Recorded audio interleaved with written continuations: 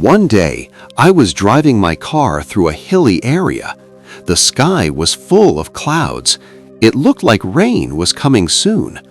I was coming back from my uncle's house. My uncle and his family live in Florida.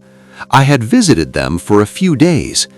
Before I left, my uncle told me many times, "Do not go in the evening. The hill road is dangerous after dark. Stay here tonight." But I had an important school assignment to finish. I needed to reach home soon. So I said goodbye and started my journey in the late afternoon. As soon as I drove out of their house, the sky became very dark.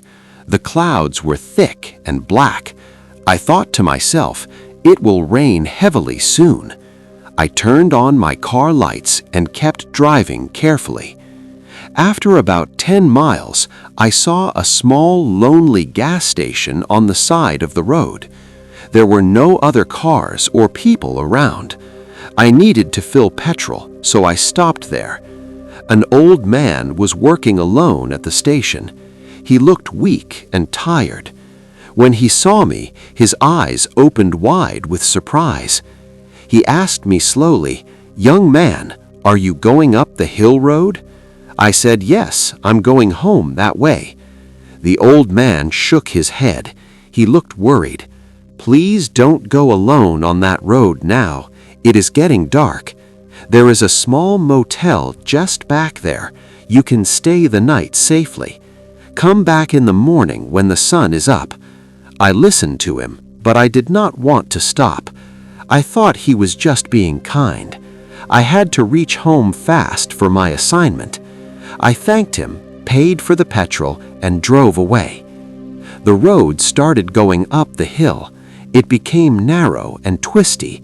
Trees were everywhere on both sides. No houses, no lights, no other cars. It felt very lonely. The wind was strong, and dry leaves were flying around. After some time, I reached the upper part of the hill. Suddenly, I saw a small boy standing on the side of the road. He was waving his hand, asking for a lift. He looked about 8 or 9 years old. He wore old clothes and had no bag. I felt surprised. I thought, how can a small boy be alone here on this empty hill road at this time? Where are his parents? This place is too far from any village. I slowed down the car. I felt sorry for the boy. I decided to give him a lift. I stopped the car and opened the window. But before I could say anything, the boy started running very fast toward my car. He looked strange. His face was pale and his eyes were big and dark. He jumped straight onto the front of my car. I got scared. I turned the steering wheel hard to avoid him. The car went off the road. It hit a big tree with a loud crash. Everything became black. When I opened my eyes, I was lying on a bed. My head hurt a little. I looked around. I was in a hospital room. The room was private, but it looked very old. The walls were dirty. The paint was coming off. The bed was hard, and the sheets were yellow and torn. There was a bad smell in the air. I checked my body. I had some small cuts and bruises, but nothing serious. My arms and legs moved normally, but strangely, the cuts were not cleaned or stitched. There was still dry blood on them. No bandage, no medicine. I thought, what kind of hospital is this? Why didn't they treat my wounds? I called out loudly, "Hello? Doctor? Nurse?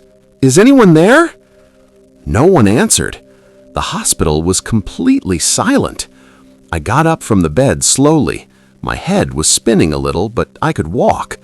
I opened the door and stepped into the corridor. The corridor was long and dark. Only one weak bulb was on. Dust was everywhere. Old wheelchairs and empty beds were kept on the sides. I walked from one end to the other, but I did not see any person. No doctors, no nurses, no patients, no visitors.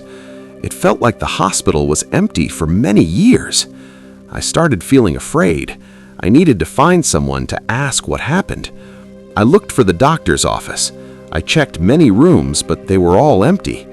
After about 5 minutes of walking and searching, I found stairs going down to the basement. I went down carefully. The basement was even darker. I used the light from my phone to see. At the end of the hall, there was a door with a sign, "Doctor's Office." I pushed the door open. Inside the room, there was an old table and a computer. The computer screen was on. I went close and looked at it. My heart stopped for a moment. On the screen, there was my photo. It was taken at the gas station. I was standing near my car while the old man filled petrol. Someone had clicked my picture secretly. Next to my photo, there was a list. It showed human body organs with prices. Heart, $200,000. Liver, $150,000. Kidneys, $100,000 each. Lungs, eyes, skin, all had high prices. It looked like a shopping website, but for body parts. I understood it was the dark web, a secret part of the internet where bad people sell illegal things. Now everything became clear. It was a trap. The small boy on the road was not real. Maybe he was part of their plan to make me crash. The old man at the gas station tried to warn me, but I did not listen. After the accident, they brought me to this fake hospital. They wanted to take out my organs while I was sleeping and sell them for money. I felt cold with fear. I had to escape now. I ran out of the office and tried to find the main exit. I pushed many doors, but all the outside doors were locked with big chains and padlocks. Windows were covered with iron bars. I was trapped inside. I started crying. Tears came out because I was so scared. I ran to different rooms looking for any way out. Finally, I reached a small washroom on the ground floor. Inside, I saw a tiny window high on the wall. It was made of thin glass. No bars were on it. I climbed on the sink and looked outside. It was night now. The hill was dark, but I could see some trees. This was my only chance. I took off my shirt and wrapped it around my hand. Then I punched the glass as hard as I could. The glass broke with a loud sound. Pieces cut my hand. Blood started flowing from many places. It hurt a lot, but I did not stop. I broke more glass until the hole was big enough. I pushed my body through the small window. My shoulders got scratched. My legs got cut. More blood came out, but I did not care. I jumped down to the ground outside. I landed on grass. I was out of the hospital. I looked back. The building was old and broken. There was a board outside that said, "Government banned, closed since 1998.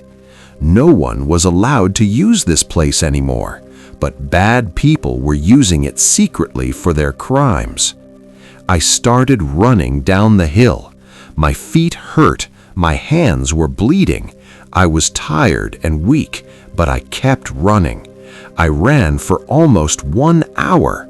Branches hit my face, stones hurt my feet, but I did not stop. Finally, I reached the main road at the bottom of the hill. A few vehicles were passing by. I waved my hands and shouted for help. One big army van stopped. There were soldiers inside.